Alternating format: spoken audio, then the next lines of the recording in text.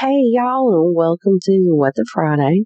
I'm just going to tell you now, it's not going to be your typical What the Friday because me and the boys are in Gatlinburg for the weekend. We'll be coming home on Sunday afternoon. So I thought since we're going to be away, I was going to do something just a little different and play maybe an older episode like as a Flashback Friday. So I thought that a good one for tonight would be my favorite serial killer. If you've heard it before, I hope you enjoyed it the first time, and I hope you'll listen to it again. And if you've never heard it, stick around because it's a pretty good episode. Have a good weekend. Welcome to What the Friday, the After Dark series presented by Mystery Murder Magick. Listener discretion is advised. All right, well, it's not Monday morning, but I don't have a bonus episode intro yet, but we'll work on that. Now, I think Ted Bundy is probably most people's favorite serial killer. I don't know why I'm having a hard time with that word this morning, but anyway, he's not. Ted Bundy isn't my favorite serial killer. And I mean, yeah, he fascinates me. And it was really cool seeing his Volkswagen when we saw it in the Crime Museum. But he doesn't fascinate me near as much as the one and only Night Stalker, Richard Ramirez. Now, I can't really lay a finger on exactly why I'm so drawn to him. I mean, he was pretty different than all the others in that each murder wasn't exactly the same as the last. Now, would I want to meet him in a dark alley? No, heck no. But an interview with him would be awesome, although I'm like 8 years too late for that. So let's talk about Ramirez. He was born in El Paso, Texas on February 29th of 1960. So he was a leap year baby and a Pisces. He didn't have a very happy childhood because he was abused by his father from a young age. When he was 13, he witnessed his cousin shoot his wife in the face, killing her instantly. And that very well could be when he started developing his passion for the dark and the macabre. That same cousin had also taught Ramirez some military skills that would prove to be useful later on during his crime spree. Now, that cousin was Miguel Ramirez, and he was a Vietnam veteran. Miguel had even shared photos from his time in Vietnam with a young Richard.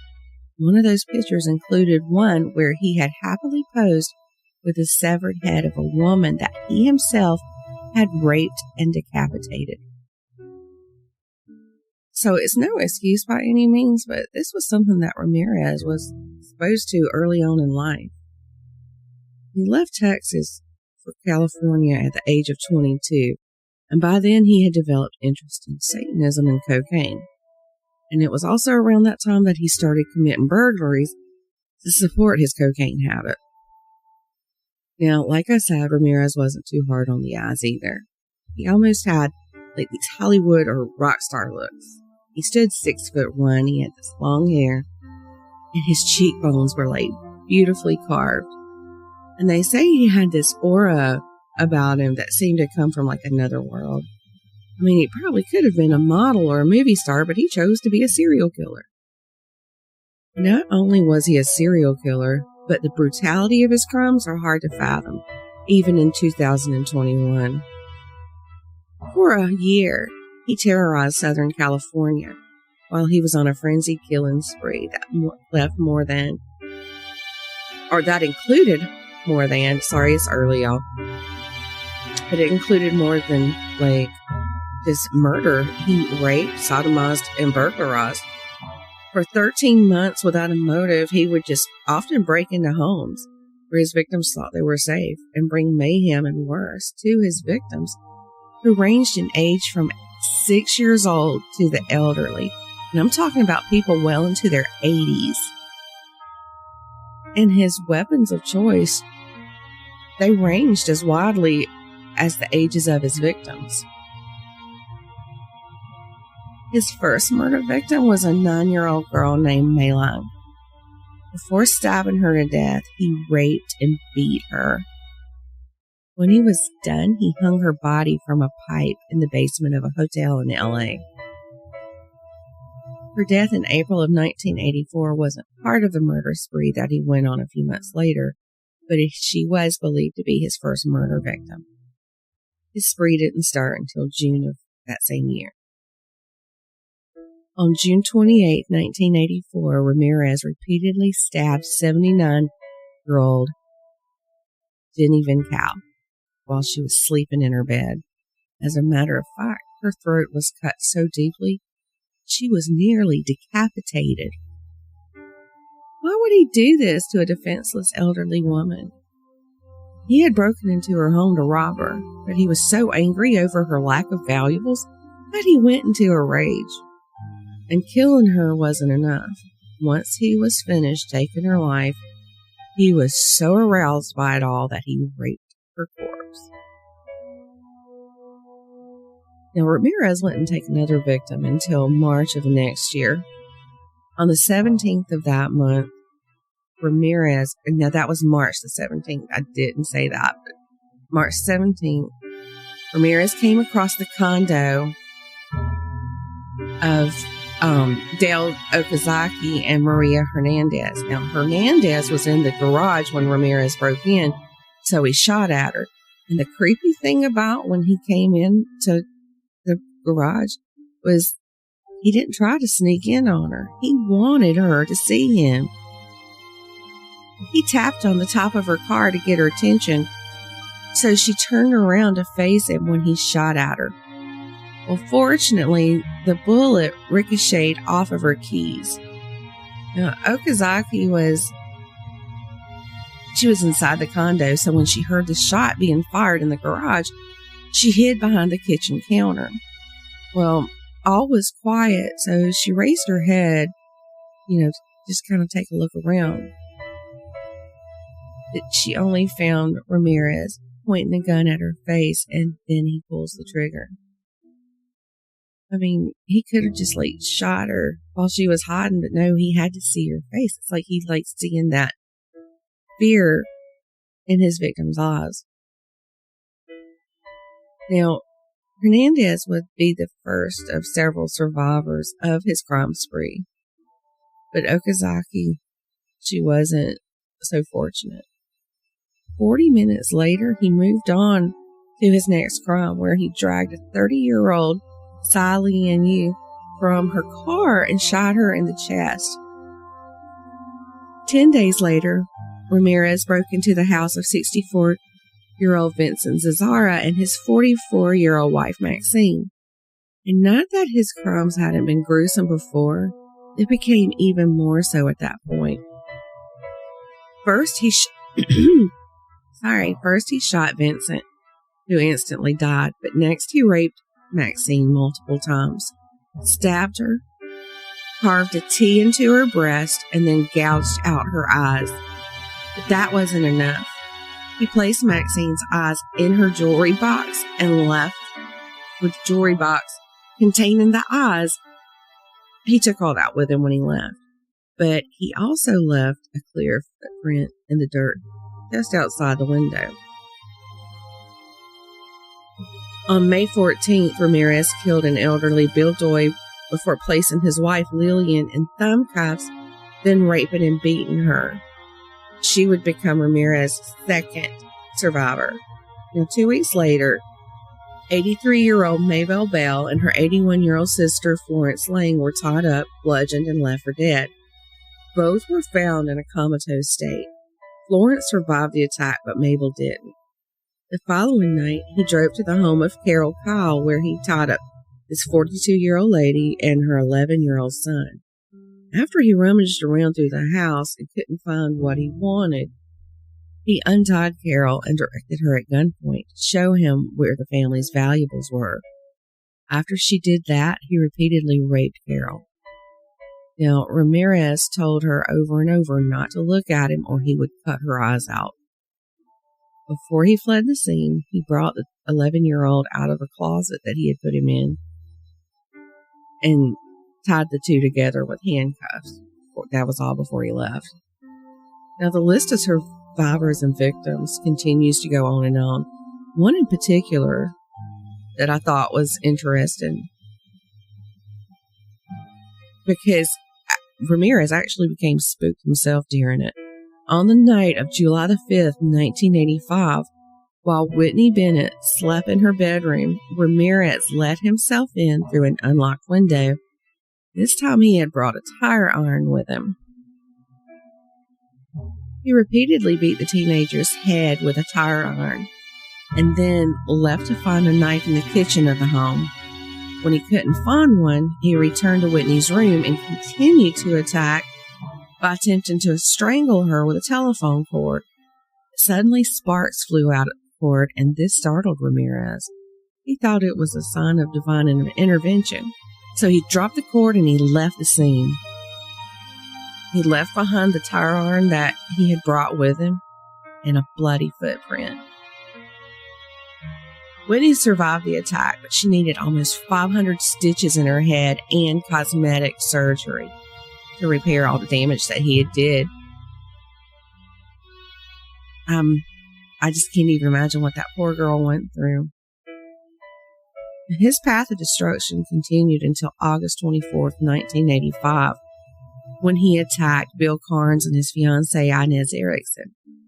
Carnes was shot and Erickson was raped, but both survived the ordeal. So how was Richard Ramirez finally caught? That in itself is quite interesting. At the end of August, Ramirez traveled to Arizona by bus to visit his brother, but when he got there, his brother wasn't home. So he returned to California the next day, which I believe they said was August 31st. And he went back to his crime spree, or he tried to. During an attempted carjacking, he heard a group of elderly women call him the killer, and he saw his very own face on the front of a newspaper at a nearby newsstand. So he ran away and attempted another carjacking. This time onlookers stepped in and chased him away, but he's not going to give up. He attempted 2 more carjackings after that. Now, a group of civilians finally caught up with him, and once they did, they beat him and they held him down until police arrived and took him into custody. Well, while he was waiting for trial, Ramirez started receiving fan mail too. And no, I wasn't one of those that was writing him letters. And some of his fans even came to visit him. One fan in particular, her name was Doreen Layoe. She caught Ramirez's attention. She had written him 75 letters. So in 1988, Ramirez proposed marriage, but they wouldn't exchange vows until 8 years later on October 3rd, 1996. Now, over the years, Doreen said that if they executed Ramirez, that she would commit suicide. But she ended up leaving him in 2009 when DNA evidence confirmed that he had raped and murdered 9-year-old Maylon. I guess she could deal with the other stuff, but just not that. And it got me thinking, maybe that's what Meatloaf meant by I would do anything for love, but I won't do that. Anyway, let's talk about his trial. And man, y'all, that was a shit show in itself. Jury selection for his trial began on July 22nd, 1988. At his first court appearance, Ramirez raised his hand that he had drawn a pentagram on and yelled, "Hail Satan."